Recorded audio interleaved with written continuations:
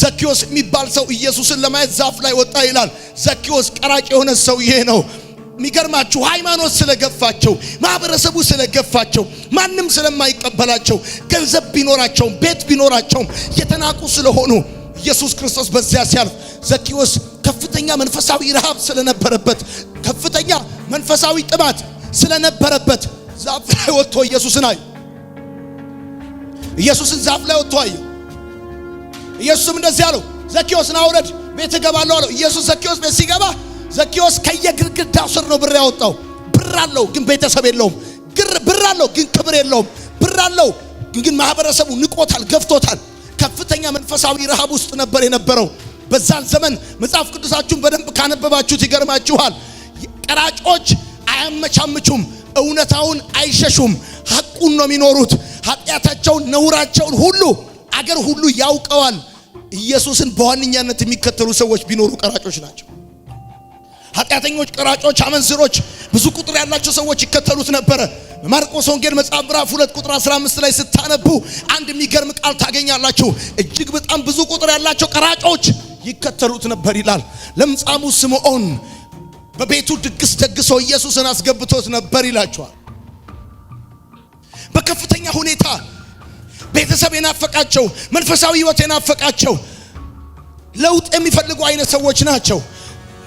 ጌታ ኢየሱስ ማቴዎስን ሲያገኘው፣ ሌዊን ሲያገኘው መቅረጫው ላይ ቁጭ ብሎ ነው። መቅረጫው ደግሞ የተቀመጠው ገበያ ዳር ነው። የትኛውም ግብር ሰብሳቢ ግብሩን የሚሰበስበው ገበያ ዳር ቁጭ ብሎ ነው። ገበያ ዳር ቁጭ ብሎ ነው። ስለዚህ ገበያ ዳር ቁጭ ብሎ ቀረጥ ሲሰበስብ ሁሉም ሰው ያየዋል፣ ሁሉም ሰው ይመለከተዋል። ሃይማኖተኛ ይመለከተዋል። አባቶች፣ ወታደሮች፣ ነገስታት፣ ብዙ ሰዎች ያዩታል። መደበቅ አይችልም። ገበያ ዳር ነው። ለሁሉ ነገር የተጋለጠ ነው። እዛ ቦታው ነው። ለሌዊ መቅረጫው ማለት ህይወቱ ማለት ነው። ለሌዊ መቅረጫው ማለት ማንነቱ ማለት ነው። ለሌዊ መቅረጫው ማለት መገኛው ማለት ነው። ኑሮ ማለት ነው። ጠዋት ወጥቶ መቅረጫው ላይ ነው የሚቀመጠው። ማታ ገንዘብ ሲያገኝ ቤተሰቡ ጋር ለሚሄደው መሸታ ቤት ነው የሚሄደው። ጠዋት ነው የሚወጣው። ጠዋት ወጥቶ መቅረጫው ላይ ይቀመጣል።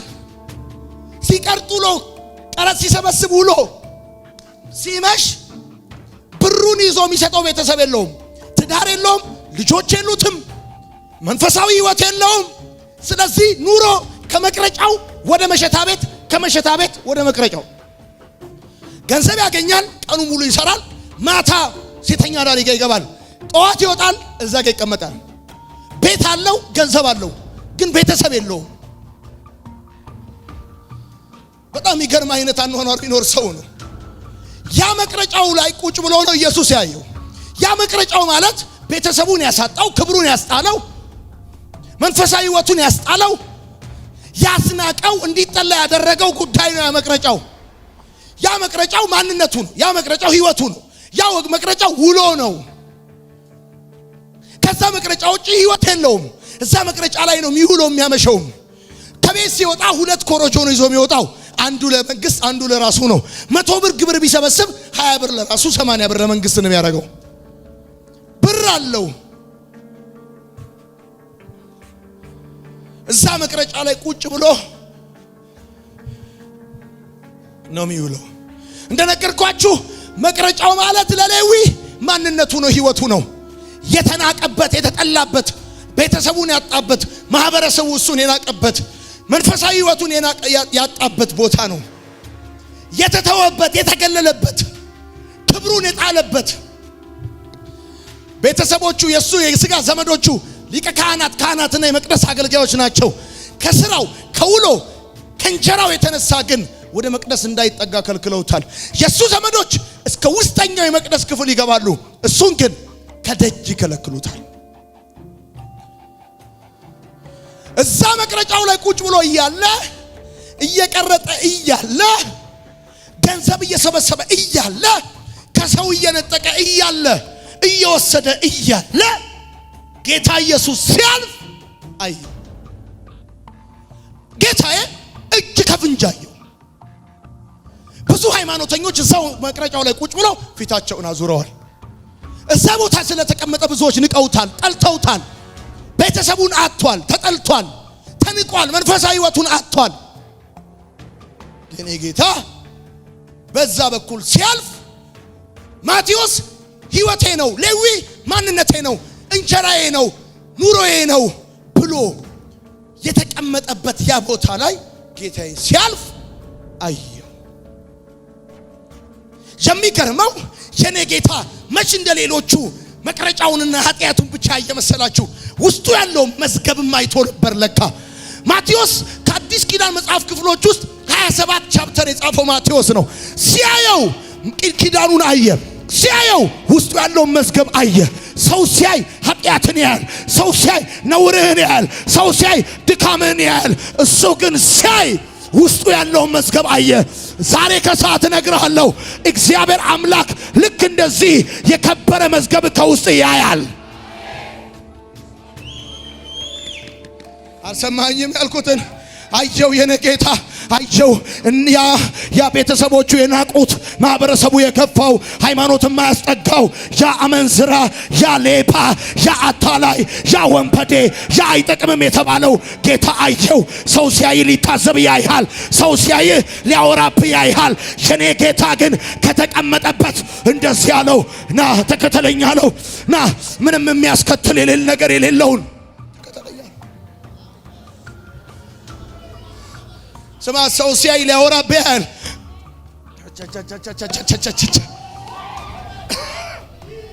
እና ከማቴዎስ ጋር ደግሞ አይተዋወቁም። መጽሐፉን አንብበው ሲተያዩ አይለያይን ተያዩ። ትዳር ያሳጣው ቦታ ላይ ቁጭ ብሎ አየው። መንፈሳዊ ሕይወቱን ያሳጣው ቦታ ላይ ቁጭ ብሎ አየው። እንዲናቅ ያደረገው ቦታ ላይ ቁጭ ብሎ አየው። ብዙ ነገር እንዲጠላ ያደረገው ቦታ ላይ ቁጭ ብሎ አየው። የኔ ጌታ ዛሬ የት ቦታ ነው የተቀመጥከው? ምን አይነት ሁኔታ ውስጥ ነው ያለው? አንተ ከምትውልበት ከምትገኝበት ሁኔታ ተነስተው ሰዎች አንተ ለጉርብትናና ለጓደኝነት ላይፈልጉ ይችላሉ። ምንም አይነት ሁኔታ ውስጥ ሁን፣ ምንም አይነት ተነግሮ ማያልቅ ምንም አይነት ማቴዎስን ያየ ጌታ፣ ዮናታንን ያየ ጌታ አየው። የኔ ጌታ አየው። ለከማን መጥቶ ባወጣኝ ብሎ ሲጠብቅ ነበር ማቴዎስ። ለመሰለ ተከተለኝ ሲለው ሁሉም ተወ ይላል። ለካ አንገሽግሾታል፣ ያ ህይወት አስጠልቶታል።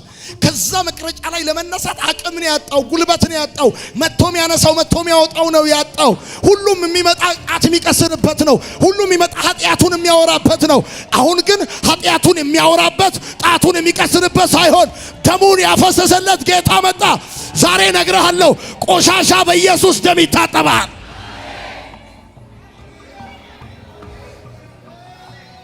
አየው የኔ ጌታ አየው፣ የኔ አባት አየው። ሁለቱም ተያዩ። ና ተከተለኝ ብሎ አለው። ና ተከተለኝ ብሎ አለው። ወደዚህ ሰው ሁሉ ወደ ናቀው፣ ሰው ሁሉ ወደማይፈልገው ወንበዴ፣ ሌባ፣ ዱርዬ፣ የማይጠቅም ተስፋ የሌለው ብሎ ወዳለው ወደዛ ሰውዬ ጌታ አየው። አይጠቅምም አይረባም ወደ ተባለው ሰውዬ ጌታ አየ። የኔ አባት አየ። ስማ ልንገር፣ እበለኝ የኢትዮጵያ ሰው መኪና ሲገጭ መንገድ ላይ ከቦ ያያል ማለት ያነሳል ማለት አይደለም። ስማ ቴሌኮሙኒኬሽን ስልክ እንጨት ሲያቆም ብዙ ሰው ቆሞ ያያል ማለት ይረዳሃል ማለት አይደለም። የኔ ጌታ ግን ያይሃል ማለት ያነሳሃል ማለት ነው። ከገባበት ሁኔታ ላይ ያነሳሃል። የትኛውም ማጥ ውስጥ ሁን በኢየሱስም ጎትቶ ያወጣሃል። ዛሬ ለአንድ ሰው ያድራሻ ለውጥ ይሆንለታል።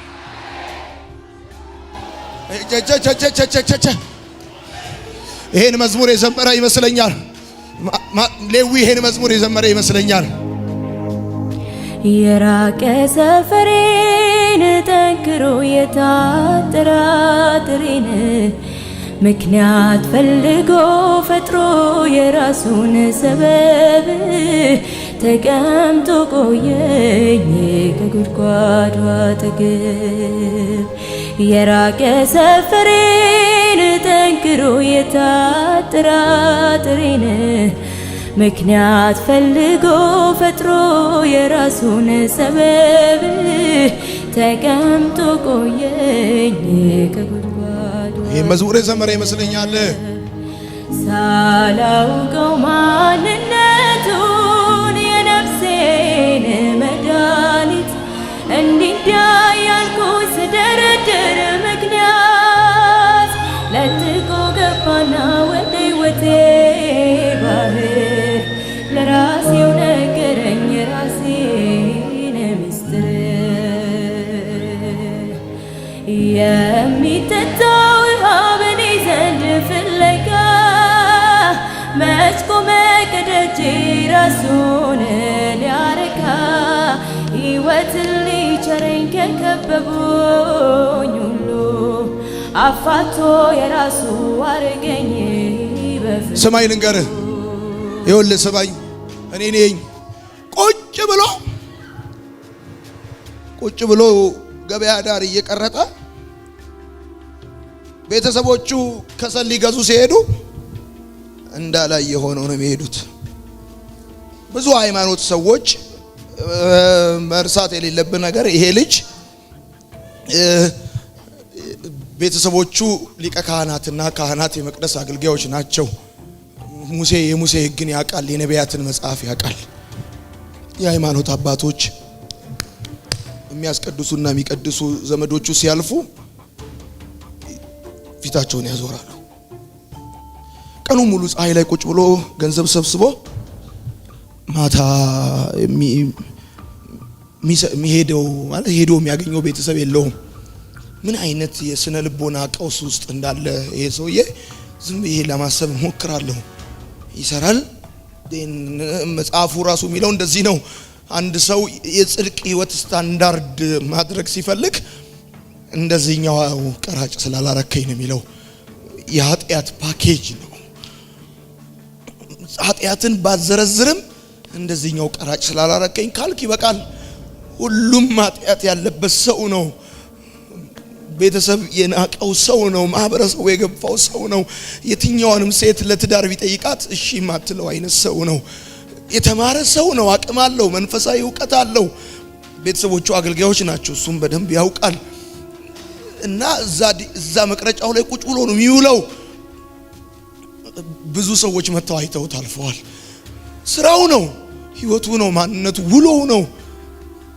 የተቀመጠበትን ሁኔታ ግን መተው እንደፈለገ ጌታዬ የገባው ይመስለኛል። ጌታዬ ሲያየው መቅረጫውንና ኃጢአቱን ብቻ አይደለም ያየው። ብዙ ሰዎች ሲያዩ ሁለቱን ኮሮጆ ነው የሚያዩት።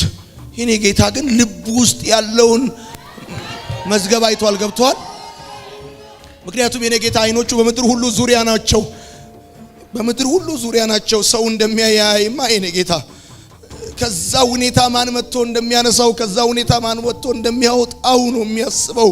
ምክንያቱም ያ ሁኔታ እንዳስጠላው በምን መሰለ እኔ የሚገባኝ ጌታዬ ና ሲለው ብድግ አለ ማለት ይኸውልህ ሂሳብ አልሰራም፣ በኋላ አላለም፣ ቀስ ብዬ አላለም፣ መልቀቂያ ላስገባ አላለም፣ ጓደኞቼ ልሰናበት አላለም።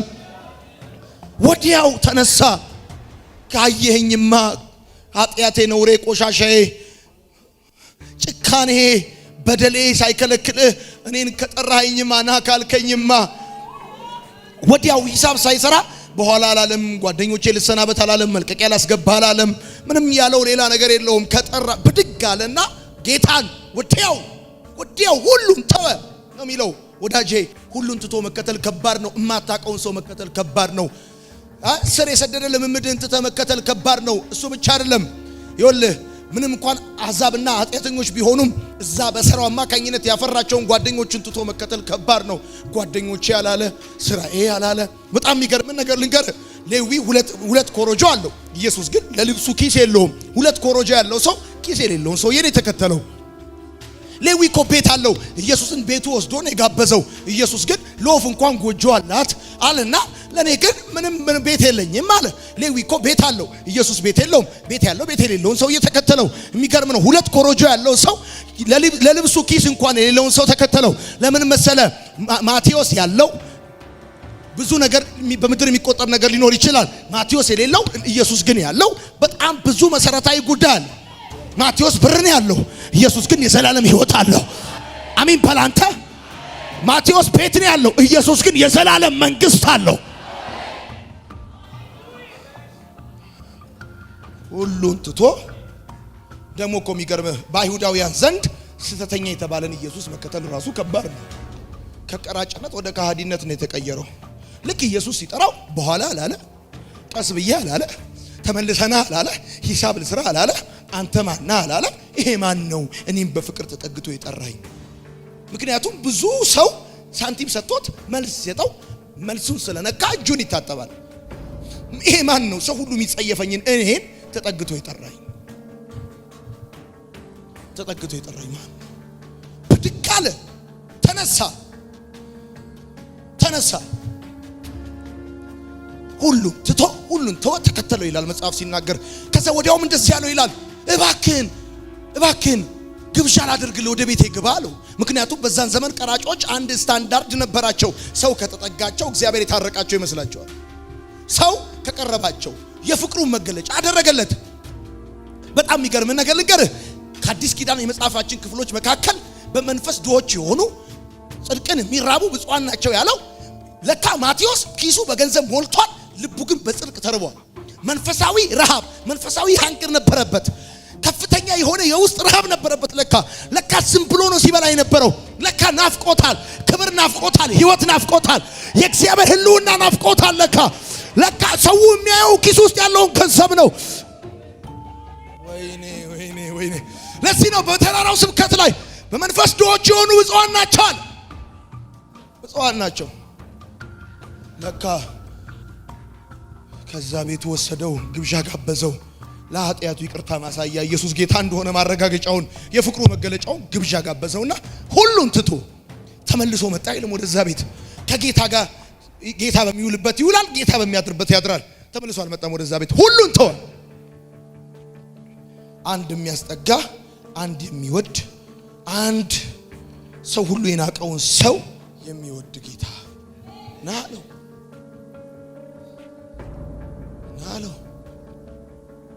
መጽሐፉ ሲናገር እንደዚህ ነው የሚለው፣ ሌዊም ከተቀመጠበት መቅረጫ ተነሳ።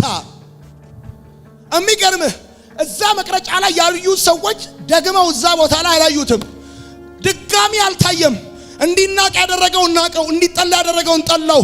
ቤተሰቡን ያሳጣውን፣ ክብር ያሳጣውን፣ ትዳር ያሳጣውን፣ መንፈሳዊ ህይወቱን ያሳጣውን ያንን መቅረጫ ተወው፣ ጠላው፣ ናቀው፣ ትቶት ሄደ። ከነዛ ሰዎች ጋር እዛ ቦታ ላይ ደግሞ አልታየም፣ አላዩትም። ተመልሶ ላይመጣ ሄደ፣ ተሰናበተ። የህይወት ምንጭ የህይወት ራስ የሆነው ክርስቶስ ሲጠራው ያ ትላንትና ትዳር ያሳጣውን፣ ቤተሰብ ያሳጣውን፣ መንፈሳዊ ህይወት ያሳጣውን፣ ህይወት ደስታ ያሳጣውን ነገር በጠቅላላ ትቶ ኢየሱስን ተከተለ። በኋላ አለ ሂሳብ አልሰራ፣ መልቀቂያ አላስገባ፣ ቀስ እያልኩ አላለም፣ ላስብበት አላለም። የሚወደኝ ከተገኘማ ኃጢአቴ ሳይከረፋው፣ ቆሻሻዬ ሳያስጠላው፣ እኔን የሚወድ ከተገኘ፣ እዳዬን የሚከፍል ከተገኘ፣ የሚያስጠጋኝ ከተገኘ እከተለዋለሁ አለ። ዛሬም እነግርሃለሁ፣ እንድትናቅ ያደረገህን ናቀው፣ እንድትጠላ ያደረገህን ጥላው። ቤተሰብ፣ ክብር፣ ህይወት፣ ደስታ፣ መልክህን ያሳጣህን እሱን ናቀው። እንድትናቅ ያደረገህን ናቀው። ክብረ ቢስ ያደረገህን ናቀው። ተወው። ማቴዎስ ተወውና ተነሳ። ምንም እንኳን ገንዘብ ቢያገኝም ደስታ ግን አልነበረውም። ምንም እንኳን ያ መቅረጫ ብር ቢያስገኝለትም ህይወትና ረፍት ግን አላስገኘለትም። ያ የልጅነቱን አምላክ ናፈቀ። ቤተሰቦቹ የሚያመልኩትን እግዚአብሔር ፈለገው። ማንም አያየኝም አትበል፣ አልፈለግም አትበል፣ የኔ ኃጢአት ልዩ ነው አትበል። የኃጢአት ወፍራም የለውም፣ የኃጢአት ቀጭን፣ የኃጢአት ትንሽ፣ የኃጢአት ትልቅ የለውም። በቀራንዮ መስቀል ላይ የፈሰሰው የልጁ የክርስቶስ ኢየሱስ ደም የሰው ልጆች ሁሉ ኃጢአት ሊያጥብ ብቃት ያለው ነው። ደሙ ዛሬም ትኩስ ነው። በኋላ አትበል፣ ነገ አትበል። አንተ ብቻ አንድ ነገር አርግ፣ እንድትናቅ ያደረገህን ናቀው። ማቴዎስ ሂሳብ አልሰራም። ጓደኞች አሉት፣ እዛ ቦታ ላይ ያፈራቸው በጣም ቤስት ፍሬንዶች አሉት። ሰው ምን ይለኛል አላለም። ሰው ምን ይለዋል? ያኔ መሸታ ቤት ሲገባ ከሴተኛ አዳሪ ጋር እንደፈለገ ሲሆን ምንም ያላሉት ሰዎች ዛሬ የህይወት ራስ የሆነውን ክርስቶስን ሲከተል ምንስ ቢሉት እዛ መሸታ ቤት እዛ ጫት ቤት እዛ ጨለማ ውስጥ እዛ ኃጢአትና ጭቃው ሲንደባለል እንደ እሪያ ሲሆን ምንም ያላሉት ሰዎች ዛሬ የህይወት ምንጭ የሆነው ክርስቶስ ጠርቶት የፈለገውን ብሎ ቢሉትስ ሂሳብ አልሰራ መልቀቂያ ላስገባ በኋላ ላመቻች አላለ ነገ ምን ይገጥመኛል አላለ ካሁን በኋላ ምን ሆናለሁ አላለም አንድ ነገር ያውቃል የኔ ጌታ የጠራቸውን የወደዳቸውን እስከ ለዘላለም ወደዳቸው አቤት የኔ ጌታ ተከተለው የኔ አባት ተከተለው ማቴዎስ ኢየሱስን ሁለት ኮሮጆ የነበረው ሰውዬ ምንም ኪስ የሌለውን ሰውዬ ተከተለው ቤት ያለው ሰው ቤት የሌለውን ሰው ተከተለው ምክንያቱም ረፍት አለው ምክንያቱም ደስታ አለው ከዚህ በፊት የሚጸየፉት ከዚህ በፊት የማይፈልጉትን ማቴዎስ አሁን ኢየሱስ የሚባል ባለመድኃኒትና ፈዋሽ አለ ስለተባለ ኢየሱስን እንዲያገናኛቸው ብዙ የሰፈር ሰዎችና ጎረቤቶች ይፈልጉታል አሁን ከመምህሩ ጋር አገናኘን ይሉታል አሁን ኢየሱስ ስለጠራው ይፈልጉታል አሁን ኢየሱስ ስላነሳው ይወዱታል ዛሬ ነግርሃለሁ ትላንት ያልፈለጉ ትላንትና የናቁ ዛሬ ነግርሃለሁ ጌታ ያከብርሃል አሜን ባል አንተ ጩውና አሜን ባለየ ዛሬ ከሰዓት ያንድ ሰው ታሪክ ለዘላለም በኢየሱስም ተቀይሮ ይቀራል ቻቻቻቻቻ የኔ ጌታ አየ ወደዛ ወንበዴ አየ ወደዛ ኃጢአተኛ አየ ወደዛ መንዝራ ወደዛ ቀማኛ ወደዛ ጨካኔ በተሞላበት ሰው ያየ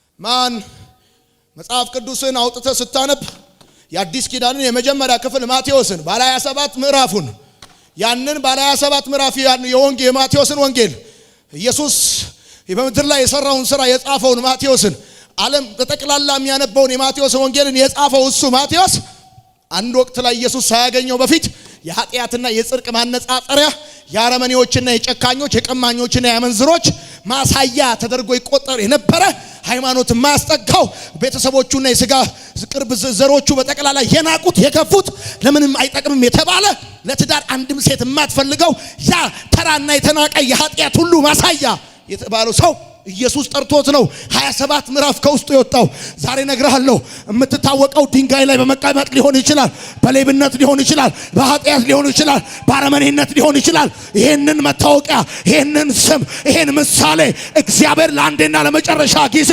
ከህይወትክ ላይ ይቀይረዋል ጩውና አሜን በለኝ አንተ እግዚአብሔር እንደዚህ ይለኛል ይሄንን ምሳሌ ቀይረዋለሁ ይለኛል ይሄንን ምሳሌ ቀይረዋለሁ ይሄን የኃጢአት ምሳሌ የውድቀት ምሳሌ የነውር ምሳሌ የኃጢአት ምሳሌ የቆሻሻነት ምሳሌ ሁሉን ተወነ እኮ የሚለው አንተ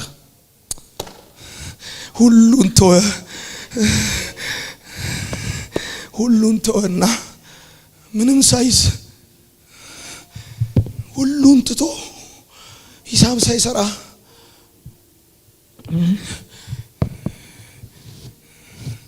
ሰው እንኳን ከዚህ በፊት ገንዘብ ይዞ ሰው ኪሱ ገንዘብ ሞልቶ በሰርጋቸው ላይ ጠሩትም ማቴዎስ ሳይደነግጥ አይቀርም ይሄ ማን ነው እኔን ይጠራኝ ቤተሰቦቼ ተውኝን ናቆኝን የገፉኝን የምን ምሳሌ ነህ አንተ የአረመኔነት የጭካኔ የሌብነት የውድቀት የስካር የድሩየነት የምን ምሳሌ ነሽ ሰው ኃጢአትሽን ነው የሚያየው ሰው ነውርህን ቆሻሻነትህን ነው የሚያየው መዝገብህን ውስጥ ያለውን መክሊት ውስጥ ያለውን ሀብት ውስጥ ያለውን ንብረት አይም ሰው እኔ ጌታ ሌዊን ሲያየው እጅ ከፍንጅ ነው ያየው የወሬ አይደለም የሰማው እሱ እኮ ይቀማል ይነጥቃል ይዘርፋል ምናምን አይደለም የተባለው ቦታው ላይ ቁጭ ብሎ ነው ያየው እጅ ከፍንጅ ነው ያየው ይሄ ሰውዬ ካሁን በኋላ አገልጋይ አይወጣውም ብሎ የተናቀ ሰው ነው ማለት ከፍተኛ መንፈሳዊ ረሃብ እንደነበረው ደግሞ የምታውቀው ሉቃስም ማርቆስም ማን ነው ዮሐንስም ያልዘገቡት በመንፈስ ድሆች የሆኑ ብፁዓን ናቸው አለ። ማለት ገንዘብ አጥቷቅም ለሱሱ ለሚፈልገው ነገር አጥቷቅም በቀኑ ሰርቶ ይውላል ያገኛል። ግን ለካ ኢንሳይድ ውስጡ የበላው የራበው ነገር ነበር፣ ለካ የሚፈልገው ነገር ነበር። ለካ ማቴዎስ ብቻ ነው በመንፈስ ድሆች የሆኑ ብፁዓን ናቸው ያለው። አሁን እዚህ ውስጥ አላችሁ ብዙዎቻችሁ የውድቀት የኃጢአት የማን አለብኝነት የልህ የሌብነት ምንም የማይመስላችሁ ተደርጋችሁ ተቆጠራችሁ ሁሉ ጊዜም የጥፋት ምሳሌ ተደርጋችሁ የምትታዩ ምንም አይነት የኃጢአት ደብዙ ልትሆን ትችላለህ። የኔ ጌታ እኔንም እንደዚህ ነበር ያየኝ። ሲያየኝ ግራ ገብቶኝ ነበር ምን እንደሚጨብጥ ምን እንደሚይዝ ወዴት እንደሚሄድ ቤት በኩል እንደማመልጥ ማለት በኬንያ ልጥፋ በሱዳን ልጥፋ የትኛው ህይወት ነው የሚሻለው ብዬ ሰዎች ኪሴ ውስጥ የሞላውን ገንዘብ ያያሉ፣ ልቤ ውስጥ ግን የነበረውን ረሃብ አያዩ። እኔንም ሲያየኝ እንደዛ ነበር ያየኝ።